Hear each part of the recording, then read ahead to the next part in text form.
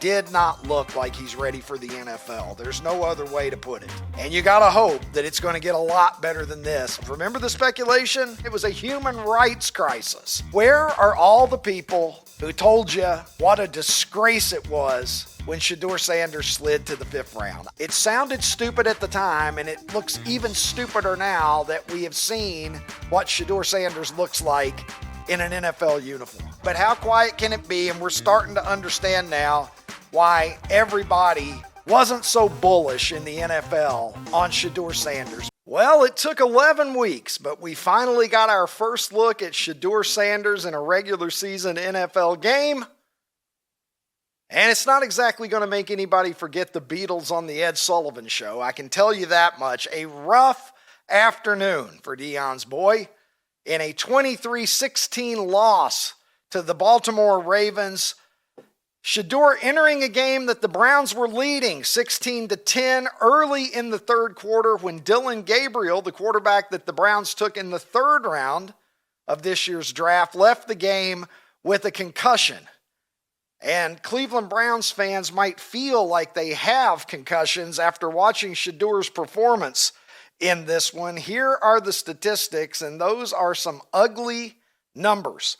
4 of 16 for 47 yards, no touchdowns. As I said, the Browns failed to score while Shedeur was under center. An interception, 2 sacks, a fumble, an intentional grounding, and a partridge in a pear tree.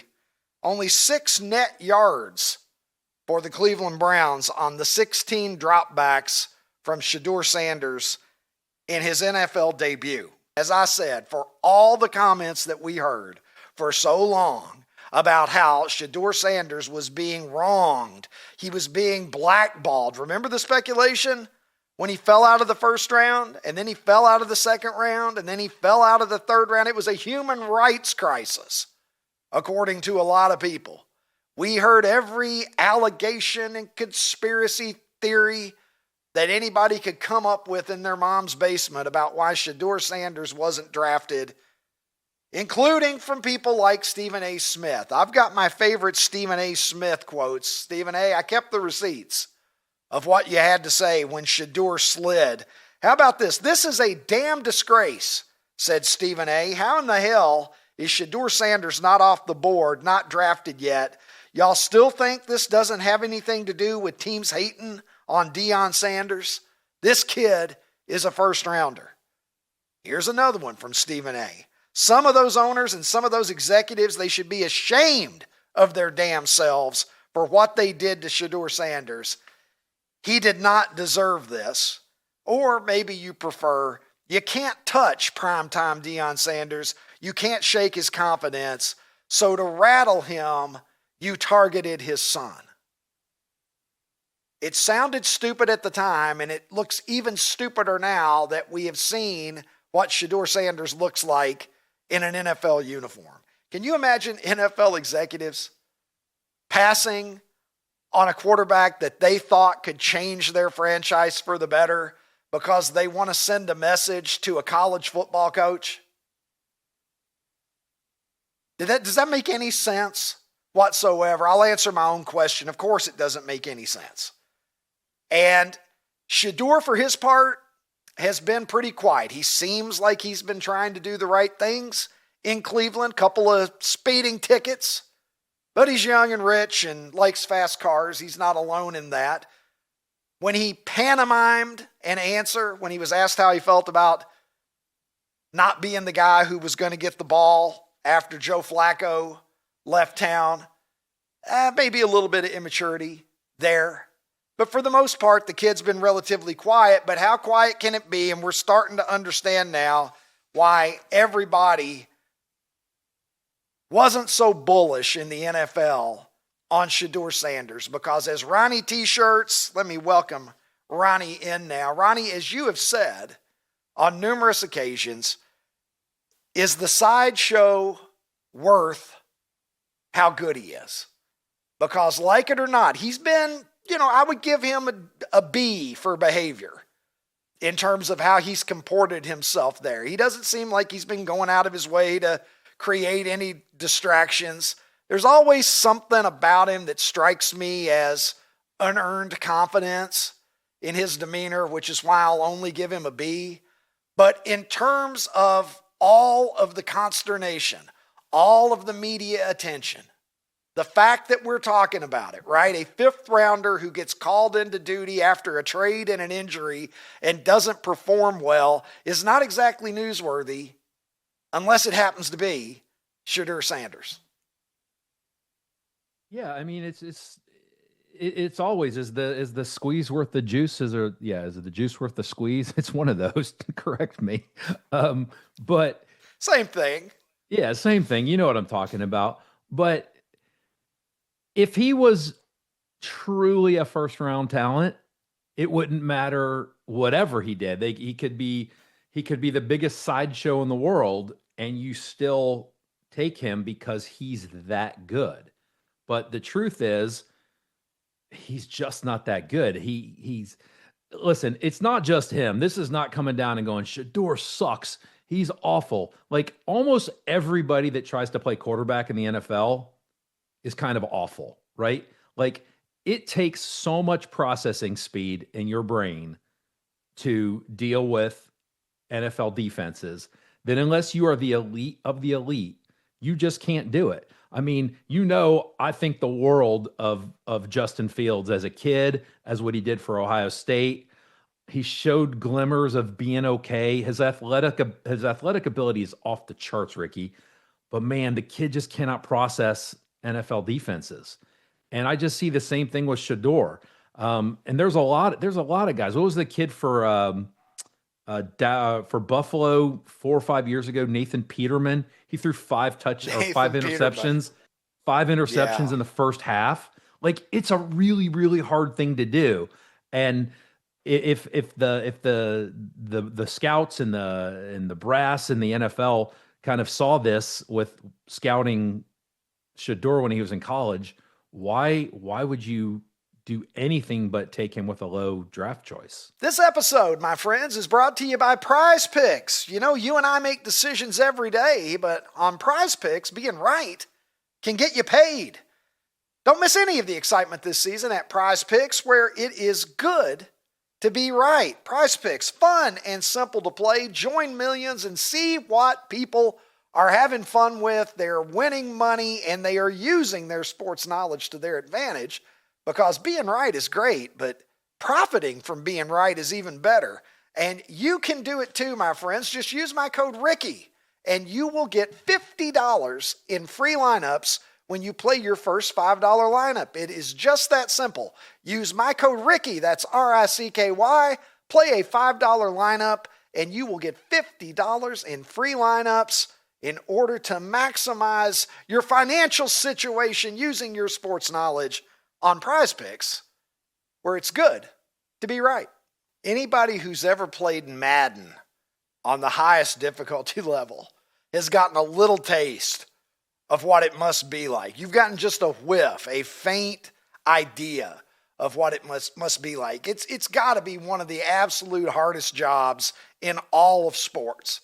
It's up there with being a cornerback, which I think is also extremely difficult. But as a cornerback, you're not processing information in the same way that you have to as a quarterback. In baseball, yeah, it's hard to hit a 99-mile-an-hour fastball, but if you can or can't do it, you don't need a playbook that's like this thick that you have to master in order to get in the batter's box, right? So it's an incredibly difficult job. There's a reason that franchise quarterbacks are the number one most desired thing in the NFL, and it may be the most critical piece that you can have in all of sports, in all of team sports, Ronnie. So I'm going to attempt to make a case here in Shedeur Sanders' defense. Okay. All right. 1, it's his NFL debut. 2, he began the year as a third stringer. And you've heard a lot about, what's he doing in practice, right? Is he getting quality repetitions in practice and on down the line? This is a bad team, at least on the offensive side of the ball. Joe Flacco, who has looked like a world beater for the most part since he joined the Cincinnati Bengals, Let me give you a little refresher. Joe Flacco in 4 games for the Browns this year, 2 touchdowns, 6 interceptions. Since he's gotten to Cincinnati, 12 touchdowns, 3 interceptions. The difference between a 60 passer rating and a 96 passer rating. So it's a bad situation on top of that. It's a hard job. You're a rookie. You're on a shit team. So maybe we should give him a little bit of grace. But even in saying that, Ron, this was a rough performance, a 13.5 passer rating. And as people have observed, if he would have just spiked the ball every time he got it, his passer rating would have been almost 3 times as high as it was. So a rough debut. Now, look, we've said many, many times, Ron, the NFL, it's unpredictable. I can't figure out from week to week what's going on. My NFL picks have been garbage this year. So Shedeur Sanders, with a week of preparation, coming back out, maybe we will see a very different Shedeur Sanders the next time out. But this doesn't give a lot of confidence, does it?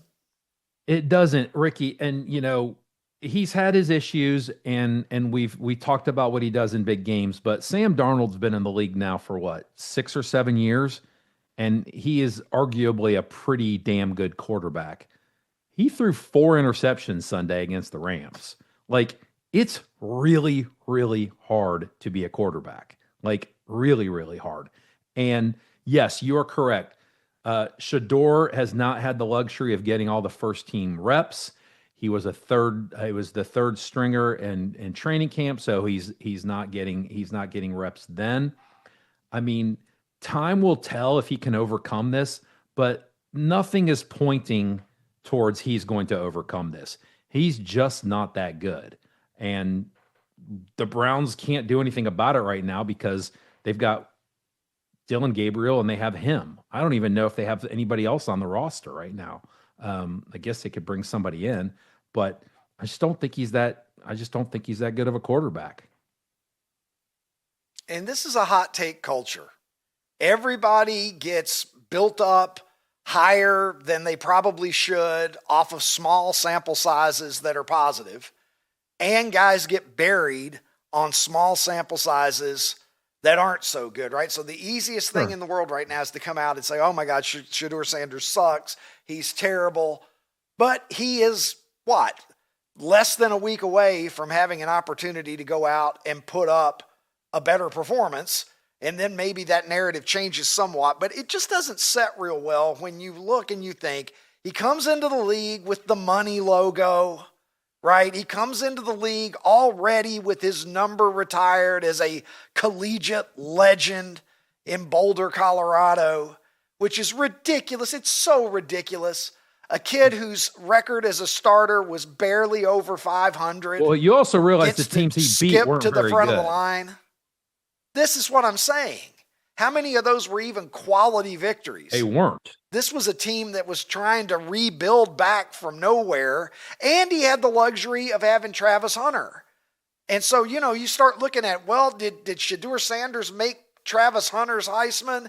Did Travis Hunter make Shedeur? It's starting to look now like Travis Hunter made Shedeur Sanders rather than vice versa, right? That you look at this and you think, the question that I have, Ron, is how did the conversation ever begin from a place that he could possibly be the number 1 overall pick? Because if you go back far enough, remember when there were conversations, Cam Ward or Shedeur Sanders? Right.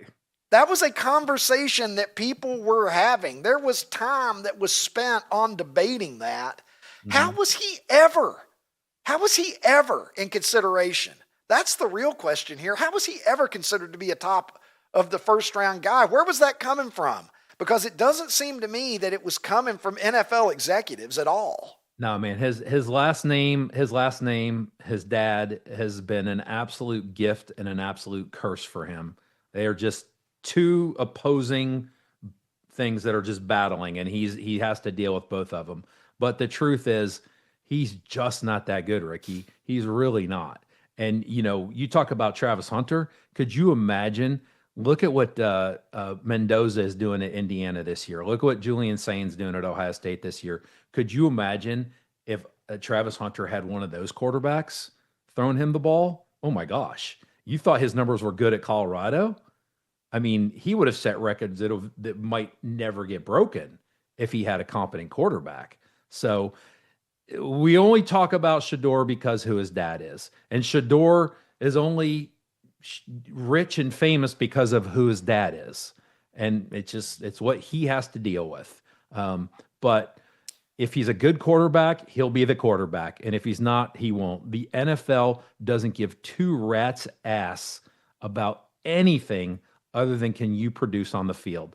People that have beaten their wife or vehicular homicide or whatever it is have been allowed back into the league if they're good enough. Dog fighting, right? If they're good enough. I mean, if they are good enough, Ricky. And so this league doesn't care at all about what you do off the field if you are a generational talent. And that's the truth. It's always been that way. That's absolutely a fact. And I think a lot of people forgot that when they were analyzing why Shedeur Sanders was sliding in the draft. And we heard some real nasty stuff. People say, racism was being thrown around. Well, that's just among dumb. Other things. Like, that's the dumbest and one. It's ridiculous to think that NFL teams in 2025, okay, I mean, there is a sordid history in the NFL of black quarterbacks not getting the fair opportunity. We had Lee Steinberg on this program, the super agent, some time ago. And Warren Moon, who he represented, had to go to Canada and win 5 championships there before he got an opportunity in the NFL. This was a real issue going back to the 1970s when James Shaq Harris became the first primary starting quarterback, black quarterback in the NFL. But in 2025, it's just not a valid criticism. If you think these billion-dollar entities, these NFL teams, are going to pass on somebody that they think can be a cornerstone, a foundational player for them, or even just a good player for them, that he's the one guy, right? You look around, Cam Ward went number 1, right? And as we talked about, Jaden Daniels went number 1, Bryce Young went number 1, Caleb Williams went number 1, Jaden Daniels went number 2, whatever. Yeah, exactly. It's a ridiculous argument. 1, 2, and suddenly, but it applies to Shedeur Sanders for some reason. And then you had the other people like Stephen A. making a slightly, I suppose, more plausible argument of, well, the league's got something against Deion. Who's got a hard-on for Deion Sanders? Dude, greatest cornerback honestly, to ever play in the NFL. Deion Sanders overall, I would say, is more liked than disliked. He's not an unpopular guy, but suddenly the NFL is going to come together. They're going to blackball Deion's kid just because they want to prove a point to Deion, who's been out of the league for how fucking long now? 20 years since his playing days or more? Yeah. Come on. No, Stephen A., particularly, who's a influencer, thought leader in the industry, that's an irresponsible thing for him to say with the platform that he has. It is. The thing that turned everybody off about Shedeur, it has absolutely nothing to do with the color of his skin. He's arrogant. He is an arrogant kid, and nobody likes arrogance. Nobody. And even if it's Deion could get away with it. Deion got away with it because he was so fucking good. But you say he was so good. Down well with a lot of people. But Deion wasn't just. But he was that good. But he wasn't just so good. He was the best ever. Like, you get to be that arrogant when you're the absolute best ever. Well, we didn't know he was the best ever at the start. We know, right? That is true. When it was Jerry Curls. Jerry Curls straight out of Florida State. Deion knew he was the best ever. But the rest of us weren't convinced yet at that point in time. Kind of the best ever in college. Like, I remember watching. Now, we didn't get to see as much games as we do now, but he was kind of the best ever in college. Like, it was pretty evident that this kid is like nothing we've ever seen before. And Shedeur is a pedestrian college quarterback. And yet he had the arrogance of the best college quarterback we've ever seen. And the two already with nobody his wants to deal personal with that. brand. Yes, Who comes nobody into the wants to league deal with with their that, own man. logo? Yeah. Who Nobody comes wants into to the deal league with with it. their number already retired, who had what, a 13-12 record Yeah. as a starter? Yeah. Something like that. Well, look, Yeah. as Jerry Glanville once famously said, the NFL stands for not for long. Not for long. And so Shedeur is he's got a certain amount of room here, and with every performance like that, the walls are going to close in on him. And if this doesn't work out in Cleveland, I'm not so sure he's going to get another opportunity anywhere in the NFL. This could be a short career. Yeah, I don't know why he would. I mean, there's absolutely, every team had do whatever it is, 5 times 32, 160 something 2 opportunities to pick them, and they didn't. Like, there's no reason anybody's going to waste a roster spot on him at this point. Absolutely none. Yeah.